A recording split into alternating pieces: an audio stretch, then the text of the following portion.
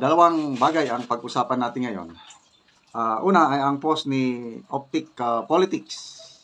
Sabi niya, isang babaeng cabinet member gusto na daw mag-resign. Abangan. Okay, so, sino kaya yan?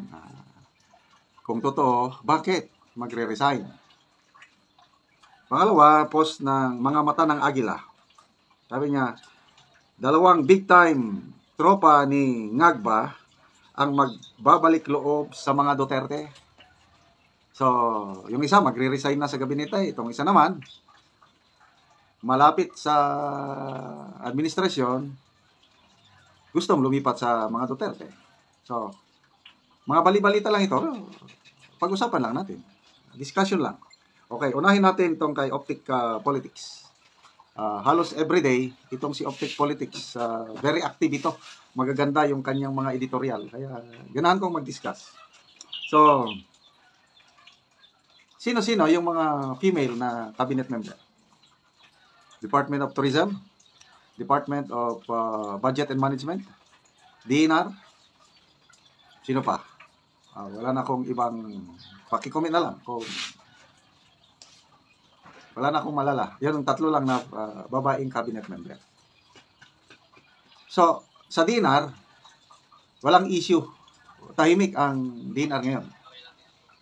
So, kung totoo man itong balitang ito, most likely hindi DNR. Okay, may ongoing issue ngayon, itong DBM and Tourism. Unahin natin ang DBM, yung budget. Kasi, yung DBM ang nag-prepare ng National Expenditure Program. Sinabit. Anong nangyari? Wala, nabaliwala ang proposed budget ng national government. Kasi yung National Expenditure Program, ina-align pala yan sa SONA. Kung ano ang binanggit ng presidente sa SONA, yun ang mga priority niya. Yun ang gusto niyang mangyari. So ang DBM, yung ipropropose niyang budget, naka-align sa SONA. Para mapundohan, para yung promise ng Pangulo sa SONA, yung gusto niyang gagawin, magawa niya. Ang nangyari ngayon, wala. Yun ang inirereklamo ng mga pumirma sa open letter na karamihan mga retired generals. So, ang approved budget ng Kongreso, it does not conform to the needs of the Filipino people, sabi ng mga general na pumirma. So, baka dismayado. Baka lang ito, ha? Kung totoo itong balita na ito, baka dismayado ang DBM, wala na, pahinga na lang, as a sign of protest. Nako, malaking dagok yan. Nauna nang nag-resign, napalitan ang Department of Finance. Kasi yan ang mga economic managers, yan ang mga importante sa isang administration, yung Finance Secretary, DBM Secretary, NEDA, mga ganun. So I don't know, how true is this? Another department na may issue is yung Department of Tourism, si Secretary Frasco. Bakit? Kasi yung binabatikos ngayon ang Secretary ng Tourism, dahil yung target niya na foreign tourist arrival for this year, 7.7 million tourists, short ata siya ng 2 million tourists. So, yun, binabatikos. Hindi daw effective. Walay magic ang DOT Secretary. Tinalo pa tayo ng Cambodia. So, what is Cambodia? Alam naman natin nangyari sa Cambodia. Mas madami na ang foreign tourist arrival ngayon sa Cambodia kaysa sa Pilipinas. So, ano na nga ba ang nangyayari sa ating bansa? Okay, so, dito, binasa ko ang mga comments. Ang kadamihan sa mga comments na nabasa ko is either DBM Secretary or Tourism Secretary kung totoo na may magre-resign. Okay, punta naman tayo dito sa post ng mata ng agila. Dalawang close ally ng administration ay magbabalik sa mga Duterte. Okay, so binasa ko ang mga comments is ganito ang mga comments Pag si PRRD ang mangilapis, for sure, alam niya kung nilalaro siya. Kasi maraming nag-alala, baka mamaya itong mga, kung totoo ito, baka mamaya spy. Baka mamaya deep penetration agent ng administrasyon. So, kung totoo ito, sino-sino naman kaya sila? Okay. ang mga nababasa ko dito is isa daw si Secretary Anyo. May posibilidad ba? Kasi Anyo, dating Chief of Staff ni PRRD, dating DILG Secretary. Baka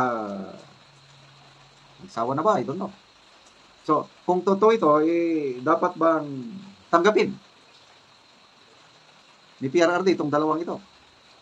May nagsasabi rin ito na Lorenzana at Guevara. Well, si Defense Secretary Lorenzana, parang na-point ata na BCDA Chairman, Basis Conversion Development Authority. Yang alam ko, nag-resign na ito dahil tumakbong pagkasenador. So, wala na, hindi na ito. Guevara, posible, dahil dating DOJ Secretary. Okay? So, these are all speculations. Kaya lang, assuming na totoo, anong ibig sabihin nito? Isa lang ang ibig sabihin. Nagkakaroon na ng crack ang administrasyon. Nagkakaroon na ng discontent. Kaya, ang mga gabinete, unti-unti nang humihiwalay, lumalayo. Yun po ang ibig sabihin niyan. Kung totoo na merong magre-resign, yung dalawa pa nga is lilipat sa kampo ng mga Duterte. Maalala ko ulit yung sabi ni ex-Senator Trillanes. Sabi niya, kung ang admin ni PBBM hindi sila magtagumpay na matanggal si VP Sara through impeachment, he is almost certain na hindi matatapos ng administrasyong ito ang kanyang termino hanggang 2028. A very bold prediction ng isang dating senador. Ano naman ang basihan ni ex-Senator Trillanes? Yung kanyang prediction, yung military. Inamin ni Mr. Trillanes na merong, although hindi madami, sabi niya, mga junior officers, may mga dismayado na mga junior officers within the military. Tapos, mga retired. Mas madami yung retired na dismayado. At sabi ni Trillanes, kahit retired ng mga ito, ano pa rin, pwede pa rin maka-influensya sa mga nasa active service. So, tingnan natin anong mangyari. Next year, pag-open ng session ng Congress, yan na.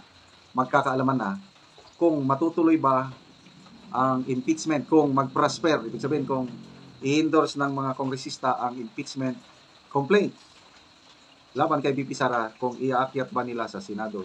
Pag hindi nila ito inakyat, nako, malalim ang ibig sabihin niyan pag hindi nila inakyat.